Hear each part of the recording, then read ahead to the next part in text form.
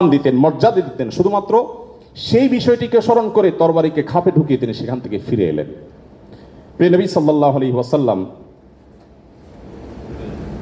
তিনি যুদ্ধের ময়দানে কয়েক শ্রেণী মানুষকে কোনোভাবেই যেন হত্যা না করা হয় তার জন্য আগে থেকে বলে রেখেছেন, এবং যুদ্ধের আগে যোদ্ধাদেরকে, মুজাহিদদেরকে বলে রাখতেন, খবরদার রণাঙ্গনে শত্রুপক্ষের অন্য সব মানুষকে আঘাত করলো, নারীদেরকে আঘাত করবে না। আপনারা এই জন্য সাহাবীদের মধ্যে পুরুষ সাহাবীদের শহীদ হওয়ার অনেক লম্বা ফিরিস্তি বা লিস্ট আপনারা দেখতে পান। মহিলা সাহাবীদের লিস্ট খুব বেশি একটা দেখা যায় না, যদিও পুরুষদের আল্লাহর জন্য জীবন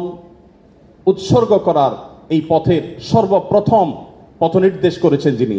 অবাক করা বিষয় হলো তিনি একজন নারী, সুমাইয়া রাদিয়াল্লাহু তাআলা আনহা। প্রিয় ভাইরা আমার, নবী করিম সাল্লাল্লাহু আলাইহি সাল্লাম তার জীবনের একেবারে শেষের দিকের বক্তব্যগুলোর, ভাষণগুলোর একটি ছিল ইস্তাউসু বিন নিসাই খায়রা, তোমরা নারীদের ব্যাপারে আমার কাছ থেকে